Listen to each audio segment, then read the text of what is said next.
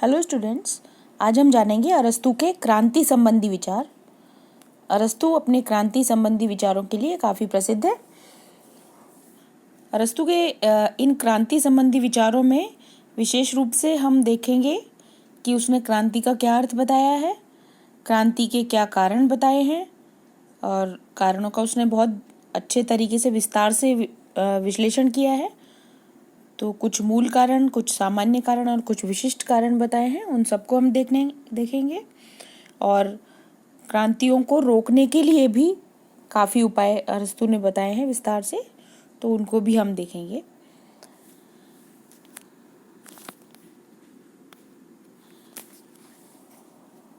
तत्कालीन यूनानी नगर, हम जानते हैं कि तत्कालीन यूनानी नगर राज्यों में राजनीतिक क्रांतियों के द्वारा शासन प्रणाली में बहुत सारे कई बार परिवर्तन होते रहते थे, जिससे वहाँ का राजनीतिक जीवन अस्थिर बना हुआ था। अरस्तू ने इसको देखा और हम जानते हैं कि क्योंकि अरस्तू ने करीब 158 संविधानों का अध्ययन किया था और उसने काफ़ी राजनीतिक प्रणालियाँ देखी थी, तो उसने अच्छे तरीके से इनका विश्लेषण किया, सारी राजनीतिक प्रणालियों और उसमें होने वाले क्रांतियों का, और इसके निदान के भी उपाय सुझाए। और यहाँ हमें अरस्तू की व्यवहारिकता के भी दर्शन होते हैं आगे, जो हम उसके क्रांति संबंधी विचार देखेंगे उसमें। तो सबसे पहले हम देखते हैं अरस्तू के क्रांति संबंधी विचारों में कि उसकी नज़र में क्रांति का क्या अर्थ है, क्रांति से क्या तात्पर्य है। तो पहली बात हमें ये जानने की है कि हमारी नज़र में जो क्रांति होती है, अरस्तू का अर्थ उससे थोड़ा सा डिफरेंट है। अरस्तू के अनुसार क्रांति का अर्थ है संविधान में हर छोटा बड़ा परिवर्तन। हम आज के समय में संविधान में हर छोटे बड़े परिवर्तन को क्रांति नहीं कहते हैं। अरस्तू की नज़र में क्रांति का यही अर्थ था। तो यहाँ हमें ये बात नज़र में रखनी होगी, दिमाग में रखनी होगी कि संविधान में हर छोटे बड़े परिवर्तन को अरस्तू क्रांति की संज्ञा देता है।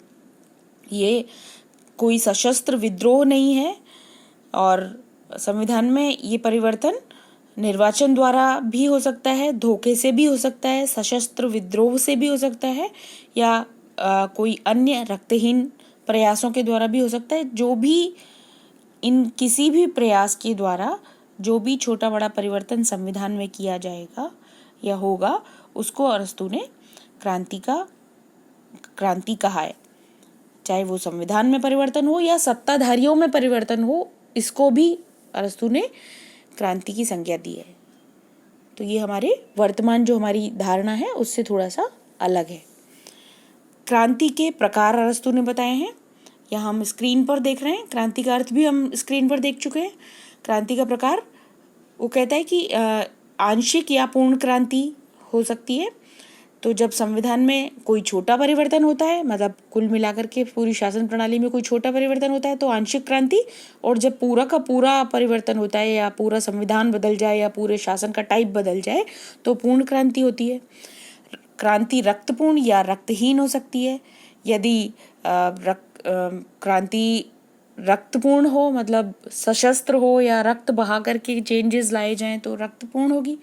और इसके बिना ही किसी और तरीके से चेंजेस आते हैं तो रक्तहीन होगी।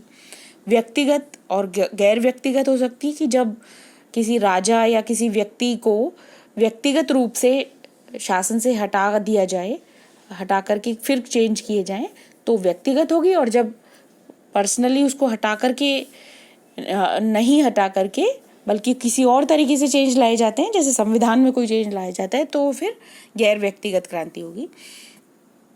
वर्ग विशेष के विरुद्ध क्रांति हो सकती है, जैसे धनिक वर्ग शासन में है पर धनिक वर्ग को हटा दिया जाए, तो ये वर्ग विशेष के प्रति क्रांति हो गई। वैचारिक क्रांति, जब विचारों के द्वारा क्रांति लाई जाए, और ये जनरली लोकतंत्र में अरस्तू कहता है कि ये होता है। वाग्वीरों की क्रांति भी कहा, मतलब जब बहुत ज़्यादा बोलने वाले लोग अपने विचारों के द्वारा क्रांति ला दें, अपने भाषणों के द्वारा क्रांति ला दें, तो ये वैचारिक क्रांति अरस्तू ने कहा है। अरस्तू ने क्रांति के कारणों पर बहुत विस्तार से प्रकाश डाला है, और हमें 3 कैटेगरीज में रख करके देखने जा रहे हैं। पहला मूल कारण, दूसरा सामान्य कारण और तीसरा विशिष्ट कारण, जो कि अलग अलग शासन व्यवस्थाओं में अलग अलग होते हैं। तो अरस्तु ने विस्तार से इन सब की चर्चा की है। सबसे पहले हम देख रहे हैं क्रांति का मूल कारण उसने किसे बताया है। तो अरस्तु कहते हैं कि हर क्रांति के मूल में, हर जगह, हर प्रकार की शासन प्रणाली में, हर काल में अरस्तु कहता है कि क्रांति का मूल कारण निश्चित रूप से समानता की भावना ही होती है। अब समानता की भावना कारण कैसे हो सकती है? तो अरस्तु कहते हैं कि समानता दो प्रकार की होती है, संख्यात्मक समानता और योग्यता संबंधी समानता। तो जब अधिक योग्य और धनी व्यक्ति होते हैं तो वो योग्यता के आधार पर समानता को चाहते हैं कि जो सिर्फ जो भी योग्य है वो समान हो, जो योग्य नहीं है वो समान नहीं हो सकते, उनको समानता नहीं दी जा सकती। तो योग्य लोगों की ये डिमांड होती है। पर जब जो दूसरे व्यक्ति हैं जो अयोग्य हैं वो सिर्फ मानव होने के आधार पर ही सबकी समानता चाहते हैं। तो जब कोई भाग ये महसूस करता है कि उसके साथ अन्याय हो रहा है या असमानता बढ़ती जा रही है तो क्रांति के बीजों का आरोपण हो जाता है, क्रांति का बीजारोपण हो जाता है और बाद में जाकर के क्रांति की संभावना बन जाती है। तो मूल रूप से वो कहते हैं कि यही समानता की भावना, योग्यों के बीच समानता चाहते हैं, जबकि जनसाधारण सामान्य व्यक्ति जो योग्य नहीं है वो सबके बीच समानता चाहते हैं। तो जब इसकी पूर्ति नहीं हो पाती है तो क्रांति की शुरुआत हो जाती है। तो ये सब क्रांतियों के बीच में सारी क्रांतियों के मूल में ये कारण होता है। दूसरा, क्रांति के सामान्य कारण अरस्तु ने बताए हैं और वो सभी शासन प्रणालियों में पाए जाते हैं। चाहे हम पहले देख चुके हैं, अरस्तु ने कई प्रकार की शासन प्रणालियां बताई हैं, जैसे राजतंत्र, निरंकुश तंत्र, कुलीन तंत्र, धनिक तंत्र, संयत प्रजातंत्र या पॉलिटी और प्रजातंत्र। तो किसी भी प्रकार की शासन प्रणाली हो और भी किसी भी तरह की शासन प्रणाली हो तो उन सभी में सामान्य रूप से ये कारण पाए जाते हैं। जैसे हम स्क्रीन पर देख रहे हैं, पहले हमने लिखा हुआ है शासकों की धृष्टता व लाभ की लालसा, ये कारण हो सकता है। सम्मान की लालसा, लोगों में व्याप्त सम्मान की लालसा, अगर कुछ लोग इससे वंचित हो गए तो इसके लिए वो क्रांति की शुरुआत कर सकते हैं। श्रेष्ठता की भावना, जब कुछ लोग अपने आप को ज़्यादा श्रेष्ठ समझते हैं और उनको लगता है कि उन्हें उनके अधिकार नहीं मिल पा रहे हैं हालांकि वो उसके योग्य हैं, तो क्रांति की शुरुआत हो सकती है। घृणा और परस्पर विरोधी विचारधाराएं जब उत्पन्न हो जाती हैं किसी शासन व्यवस्था में तो क्रांति या संघर्ष अवश्यंभावी है। जब जनता में, हमने 5वां पॉइंट लिखा हुआ है भय और 6वां लिखा हुआ है द्वेष भावना, जब जनता में भय व्याप्त हो जाता है तो एक समय के बाद वो भय अपना रूप बदल लेता है और वो क्रांति में प्रस्फुटित हो सकता है। द्वेष भावना, जब आपस में लोगों में, विभिन्न वर्गों में या व्यक्तियों में द्वेष की भावना उत्पन्न हो जाती है तो भी क्रांति की संभावना बढ़ जाती है। यदि नेक्स्ट पॉइंट हमने लिखा है जातियों की विभिन्नता, जब बहुत भिन्न तरह की जातियां, संस्कृतियां किसी एक शासन व्यवस्था के तहत होती हैं तो उनमें संघर्ष की संभावना बनी रहती है, तो क्रांति की, चेंजेस की संभावना भी उतनी ही बढ़ जाती है। अगला पॉइंट हमने 8वां पॉइंट लिखा हुआ है कि राज्य के किसी अंग में अनुपात से अधिक असाधारण वृद्धि हो जाती है तो भी क्रांति की संभावना बढ़ जाती है। जैसे निर्धन व्यक्ति हैं वो बढ़ गए हैं तो क्रांति की संभावना बढ़ जाएगी, या जनसंख्या बहुत ज़्यादा बढ़ गई है तो बहुत सारी परेशानियां बढ़ जाएंगी, या भौगोलिक क्षेत्र बहुत ज़्यादा बढ़ गया है तो फिर क्रांति की संभावना या चेंजेस की संभावना या असंतोष की संभावना बढ़ जाएगी, या व्यवस्था नहीं संभल में आएगी तो क्रांति की संभावना बढ़ जाएगी। 9वां पॉइंट हमने लिखा हुआ है निर्वाचन संबंधी षड्यंत्र भी, जब जनता को लगता है कि निर्वाचनों में कोई षड्यंत्र किया गया है या किसी एक वर्ग को लगता है कि जो सत्ता पर वर्ग आ गया है, सत्ता में आ गया है, उसने निर्वाचनों में कोई षड्यंत्र किया था तो क्रांति की संभावना बढ़ जाती है। अल्प परिवर्तनों की उपेक्षा भी क्रांति की संभावना को लाती है। तो बाद में अरस्तु ने सुझाव भी दिया कि कहीं भी राज्य में छोटे छोटे भी कोई परिवर्तन या असंतोष दिख रहा हो तो उसको दूर कर लेना चाहिए। तो अल्प परिवर्तन भी उसके लिए जिम्मेदार हो सकते हैं, तो उनको ध्यान में रखना चाहिए, देखते रहना चाहिए। विदेशियों के आने की खुली छूट भी एक कारण बन सकती है, तो एकदम फ्री नहीं छोड़ना चाहिए और यहाँ संयत होना चाहिए। पारिवारिक विवाद, ये विशेष रूप से हम बाद में देखेंगे कि जब शासक वर्ग में और विशेष रूप से राजतंत्रों में, निरंकुश तंत्रों में ये पारिवारिक विवाद बहुत बड़ा रीज़न बन जाते हैं उनके विरुद्ध विद्रोह का या उनको हटाने का। शासक वर्ग की असावधानी, ये एक सामान्य कारण हमेशा हर शासन व्यवस्था में होता ही है। यदि वो अपने शासन में असावधानी पूर्वक शासन करेंगे, ध्यान नहीं रख पाएंगे, तो कभी भी कोई भी क्रांति हो सकती है, विद्रोह हो सकता है। मध्यम वर्ग का अभाव भी एक सामान्य कारण होता है हर शासन व्यवस्था में। अरस्तु मध्यम मार्गी था, गोल्डन मीन को वो पसंद करता था, ये हम जानते हैं। वो हर जगह हर मध्यम मार्ग को अपनाता है और मध्यम वर्ग का वो बहुत बड़ा प्रशंसक है और वो चाहता है कि मध्यम वर्ग ज़्यादा हो तो राज्य ज़्यादा अच्छे तरीके से चल सकता है।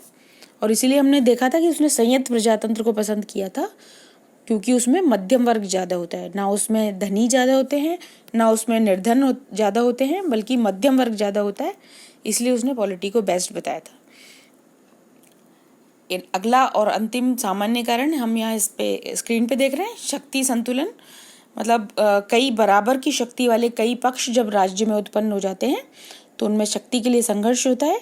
तो जब शक्ति का पलड़ा बराबर सा होता है, संतुलन होता है, तो संघर्ष की संभावना ज़्यादा हो जाती है। एक पक्ष ज़्यादा शक्तिशाली और एक पक्ष बहुत निर्बल हो तो क्रांति नहीं हो सकती। दुर्बल पक्ष, निर्बल पक्ष क्रांति नहीं कर सकता और सबल पक्ष सत्तारूढ़ रहेगा तो क्रांति नहीं होती है। पर जब बराबर के पलड़े वाले लोग होते हैं, बराबर की शक्ति वाले लोग, तो क्रांति की संभावना, संघर्ष की संभावना बढ़ जाती है। नेक्स्ट हम देखते हैं विभिन्न शासन प्रणालियों में क्रांति के विशिष्ट कारण। अरस्तु ने 3 तरह से कारणों को डिवाइड किया था। मूल कारण हम देख चुके हैं, सामान्य कारण हम देख चुके हैं जो हर शासन प्रणाली में पाए जाते हैं। अब विभिन्न शासन प्रणालियों के विशिष्ट कारण भी, क्रांति के विशिष्ट कारण अरस्तु ने बताए हैं। एक एक शासन प्रणाली में क्या क्या होता है। जैसे राजतंत्र में अरस्तु कहते हैं कि राजतंत्र को बाहरी कारण नष्ट नहीं करते बल्कि उसकी आंतरिक कमजोरियां नष्ट करती हैं। जैसे राज परिवार की आंतरिक कलह यदि हो, या राजा निरंकुश बनने का प्रयास करने लगे, या लोगों का अत्यधिक अपमान करने लगे, तो राजतंत्र में क्रांति की संभावना बनती है।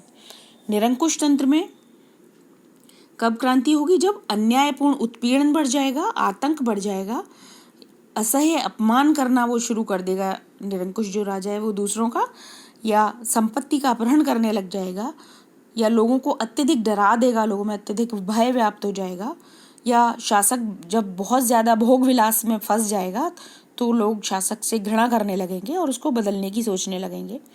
तो ये निरंकुश तंत्र में विशिष्ट कारण होते हैं क्रांति होने के। कुलीन तंत्र में जो कारण होते हैं वो होते हैं कि प्रतिभा संपन्न व्यक्तियों से शासक वर्ग का अपमानजनक व्यवहार यदि हो, कुछ जो योग्य हैं, तेजस्वी हैं, उनको शासन में अवसर नहीं मिले, तब क्रांति की संभावना हो जाती है। जनसाधारण में यह धारणा उत्पन्न हो जाए यदि कि वे गुणों में शासक वर्ग के समकक्ष हैं या उनसे ज़्यादा हैं और उनको अवसर नहीं मिल रहा है, तो क्रांति की संभावना बन जाती है।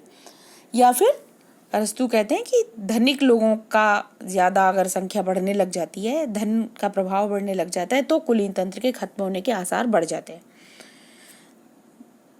चौथा हम देख रहे हैं धनिक तंत्र में क्या होता है। धनिक तंत्र में किस तरह से क्रांति होती है कि जब धनी शासक वर्ग में जनता से भिन्न होने का भाव बहुत ज़्यादा उत्पन्न हो जाता है, वो अपने आप को श्रेष्ठ समझने लगते हैं और जनसाधारण की उपेक्षा करने लगते हैं, तो जनसाधारण में असंतोष या क्रांति की संभावना बढ़ जाती है। धनिकों में से एक वर्ग जिसे शासन का अवसर नहीं मिलता तो भी क्रांति की संभावना बढ़ जाती है।